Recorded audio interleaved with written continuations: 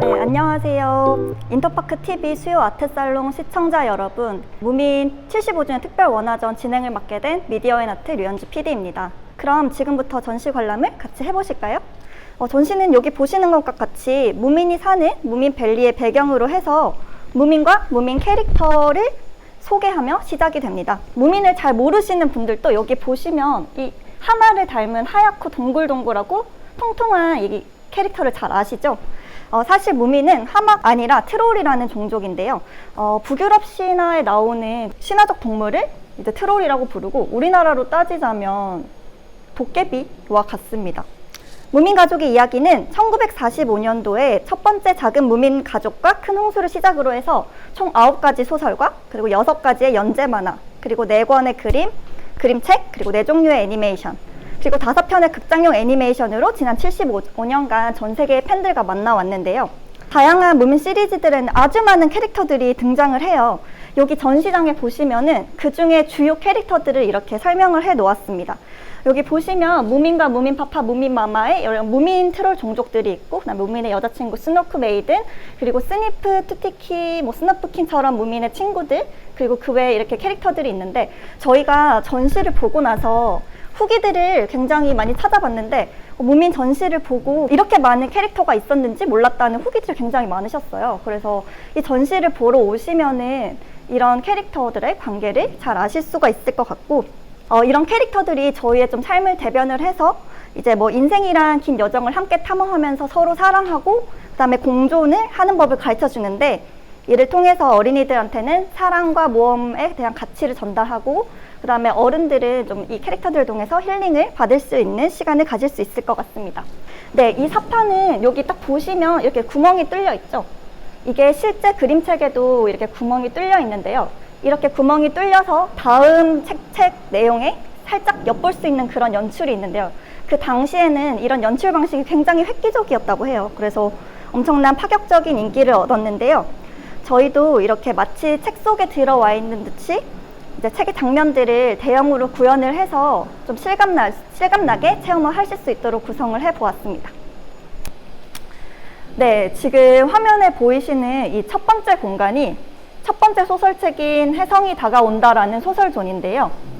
이 소설의 내용을 간략하게 설명을 드리면, 이제 어느 날 무민 가족에게 사양돼지가 찾아와요. 그래서 사양돼지가 그 해성이 떨어진대요. 해성이 떨어져서 지구가 멸망한다고 얘기를 해서 무민과 친구들은 그게 정말 사실인지 확인을 하러 여기 옆에 보이시는 커다란 천문대로 찾아갑니다.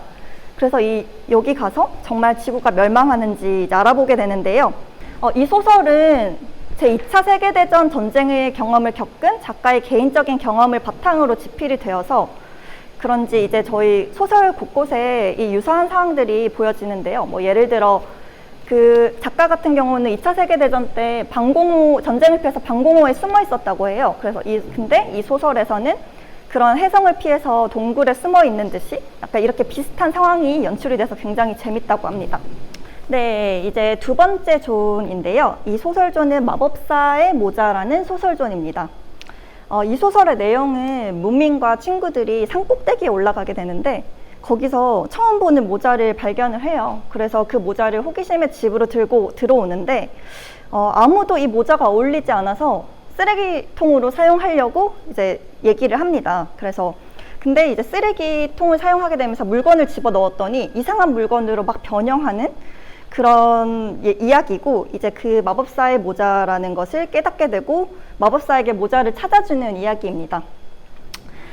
이 소설은 이 전에 소개드렸던 전작에 비해서 좀 밝고 유쾌한 내용을 담아서 좀 전 세계적으로 무민을 알릴 수 있는 좋은 계기가 됐던 그런 소설이었습니다.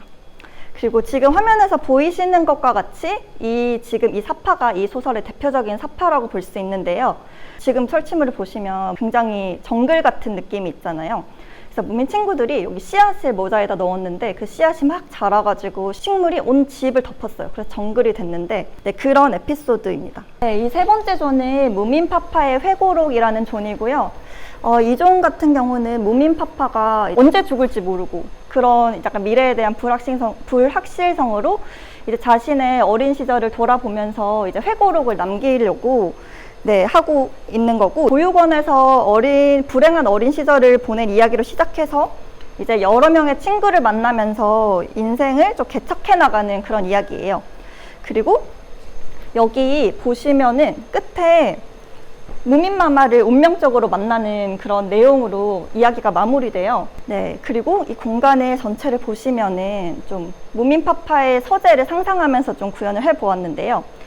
여기 회고록을 쓰고 있는 듯한 무민파파가 보이시죠? 여기 무민파파 모자도 있고요. 이거는 좀 촬영 소품으로 이렇게 촬영하셔도 좋을 것 같고, 여기 지금 회고록을 쓰고 있는 모습이랑 그다음에 무민파파가 제일 좋아하는 위스키 잔도 옆에 있어요. 그리고 무민마마 찍은 사진도 있고요.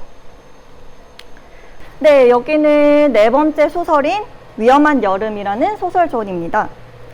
이 소설의 내용은 이제 약간 분위기를 보시면 아시겠지만, 무민 골짜기에 갑자기 해일이 밀려 들어와서 무민 가족이 사는 집이 물에 잠기게 됩니다. 커다란 극장에 이제 무민 가족과 친구들이 머물게 되면서 어떤 연극을 열고 뭐 그렇게 하는 내용인데, 이 소설의 같은 경우는 작가의 연인이었던 비비카 반들러라는 사람에 대한 헌정 작품으로 1958년에 실제 연극 무대에 오르기도 했다고 합니다. 그리고 지금 화면에서 잘 보일지는 모르겠는데, 저희가 지금 이 공간이 굉장히 파랗죠. 이 공간이 물속에 잠긴 듯한 느낌을 주기 위해서 파랗고 뭔가 물결이 흐르는 듯한 그런 조명으로 공간을 연출을 했고요. 그리고 이 소설의 주요 장면인 이 연극 무대, 여기서 캐릭터들이 이제 마지막 씬으로 이렇게 무대에서 뱅글뱅글 도는 장면이 있어요. 그거를 이렇게 연출을 해서 조금 더 연극적인 것을 연출을 하였습니다. 다섯 번째 소설인 무민의 겨울존에 왔습니다. 이 무민의 겨울 같은 경우는 이 전시의 하이라이트 공간인데요. 이 소설의 내용을 잠깐 설명을 드리면, 무민이 원래 겨울잠을 자는 트롤이에요. 그래서 원래 겨울잠을 항상 자는데 우연치 않게 이번 겨울에는 잠에서 깬 거예요. 그래서 홀로, 가족들 다 자는데 홀로 깨어나게 되거든요. 그래서 그렇게 혼자 생전 처음 보는 겨울을 겪게 되는 내용이에요. 정말 혼자서 외롭고 힘든 그런 상황이지만 결국 극복하고 겨울이 좋아지는 내용을 이제 여기서 보여주고 있거든요. 그리고 특히 무민 같은 경우는 이제 핀란드에서 제작이 된 거잖아요. 또 핀란드 하면 산타의 나라, 그런 겨울의 나라, 따뜻한 감성이 잘 녹여져 있는 그런 나라라서 그런지, 특히 무민의 겨울 같은 경우는 그런 북유럽 감성이 잘 나타난 것 같고, 그리고 이 소설 같은 경우는 이제 어린이 문학의 노벨상인 안데르센 상과 스웨덴 최고의 그림책 상인 엘사 베스코브 상을 수상하며 작품상을 인정받은 작품입니다. 네, 여기 공간에 보시면 눈 모양 같은 이런 의자들이 있어요. 여기 앉으셔가지고 대략 한 4-5분 정도 되는 한 편의 뮤직비디오를 감상하시면은 정말 이 소설이 어떤 내용인지 잘 이해하실 수 있을 거예요. 여기 소설존은 보이지 않는 아이라는 소설존이고요. 이 소설의 내용은 어른에게 상처를 받아서 스스로의 존재를 지워버린 린니라는 아이가 무민 가족의 어떤 헌신적이고 따뜻한 그런 모습으로 점차 모습이 보이게 되는 그런 이야기로 되어 있는데요. 이렇게 처음에는 리본이랑 옷만 보이거나, 아니면 저기 지금 저 장면 같은 경우는 무민이 투티키가 무민 집에 처음 린니를 데리고 온 날이거든요. 저기 보시면은 지금 저기 목걸이만 보이는 걸 보실 수 있는데, 모습이 보이지 않던 아이가 무민 마마의 그런 관심과 무민 친구들의 관심을 통해서 결국에는 이렇게 모습을 드러내는 그런 뜻깊은 이야기를 담고 있습니다. 이런 모습 보이는 게 참 짠하면서도 요즘에 좀 아동학대나 이런 사회적 이슈에서 좀 많은 좀 귀감이 될 수 있는 이야기이지 않을까 생각이 됩니다. 다음 7번째 소설존은 무민 파파와 바다라는 존입니다. 이 소설존은 무민 파파가 좀 삶의 회의감을 느끼고 좀 자기가 살던 곳에서 좀 떠나서 외딴 곳에 가서 좀 가족과 함께 살아보려는 그런 이야기인데요. 좀 등대지기도 없이 차가운 바다를 맞은 무민 가족이 저마다의 방식으로 정말 고독하고 외로운 바다에 적응을 하면서 지내게 됩니다. 섬에서 고독하지만 각자의 삶의 방식을 찾아가는 내용으로 많은 이들에게 위로를 선사하는데요. 이 소설은 좀 제목과 비슷하게 해밍웨이의 노인과 바다를 오마주해서 책 제목을 지었다는 이야기가 있을 정도로 좀 고독하고 광활한 바다에서 적응하면서 성장하는 무민 가족의 이야기를 담았습니다. 네, 이제 소설존의 마지막 존인데요. 마지막 소설인 늦가을 무민 골짜기 소설입니다. 이 소설 같은 경우는 지금 방금 전에 소개해드린 무민파파와 바다와 같은 동시간대의 이야기인데요. 무민 가족들이 이제 자기의 그런 새로운 삶을 찾아서 떠났잖아요. 그래서 무민 가족이 없는 그런 집에 무민 가족들을 그리워하는 6 친구들이 찾아오게 됩니다. 네, 그들은 이제 무민 가족의 부재 속에서 서로에게 익숙해져 하고 또 다시 이제 시간이 되어 떠나기도 하고 무민 가족을 맞이하기도 하는데요. 작가는 이 소설을 발표한 후에 무민 연작 소설 쓰기를 중단합니다.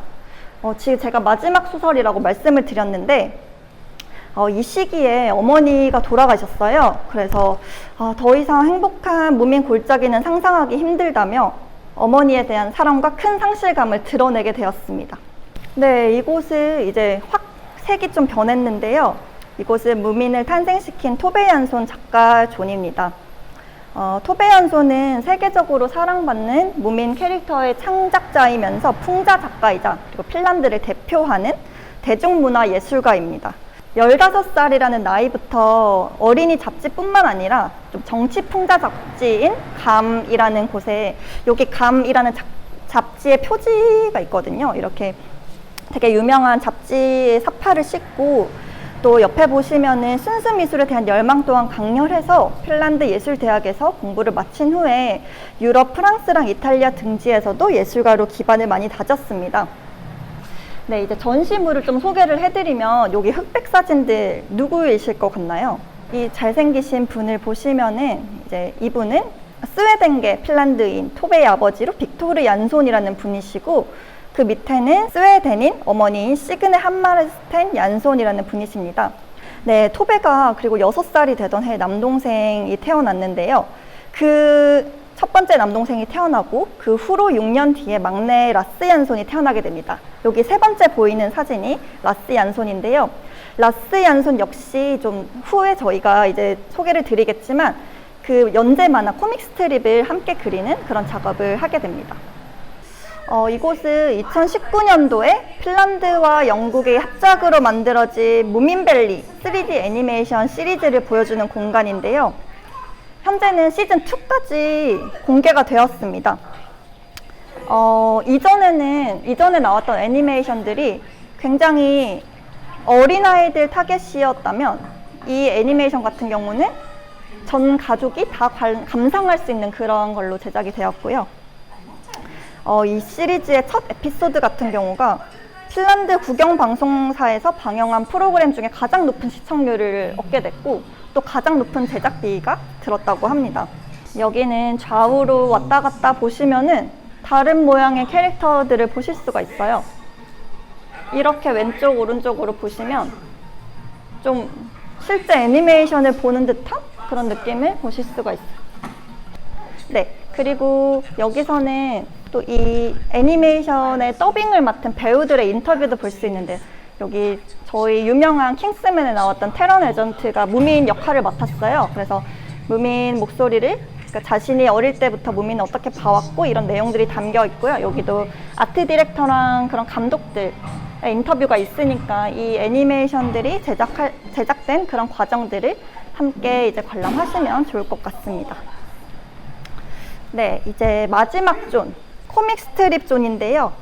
코믹 스트립 존 같은 경우는 무민의 연작 소설 마법사가 잃어버린 모자와 혜성이 다가온다가 출판되면서 전 세계적으로 엄청 인기를 끌게 되었는데 그렇게 인기가 많아지니까 세계적으로 이제 되게 유명한 영국의 신문사 이브닝 뉴스에서 토베에게 만화 연재를 제안을 하게 됩니다. 그렇게 토베는 만화 연재를 이제 뉴스에서 시작하게 되는데요. 이는 유럽을 넘어서 전 세계적으로 굉장한 인기를 얻게 됩니다. 하지만 인기를 얻을수록 좀 마감이랑 아이디어가 고갈돼서 토베는 연재를 중단하게 되고 그거를 좀 뉴스사에서 찾다가 아까 말씀드린 토베의 동생이 그 바톤 터치를 받아서 이제 15년 동안 그런 이 작업들을 진행하게 됩니다. 특히 코믹 스트립에서는 토베가 가진 특유의 서정적인 분위기와 유머가 넘치는 활기를 느끼실 수가 있어요. 또 그 컬러 코믹 같은 경우도 색감들이 굉장히 빈티지하게 구성이 되어 있더라고요. 그래서 이 내용도 정말 재밌는데 이런 색감 같은 경우도 굉장히 감각적이어서 저는 굉장히 좋다고 생각을 했거든요. 이런 만화들도 사실 소설에서 따온 이야기들도 있고 아예 창작한 이야기들도 있어요. 그래서 소설을 보시더라도 만화도 별도로 따로 또 보시는 거를 추천드립니다. 네, 일단 오늘 전시는 여기까지이고요. 오늘 또 시청해주셔서 너무 감사드리고 좋은 저녁 되시길 바라겠습니다. 감사합니다.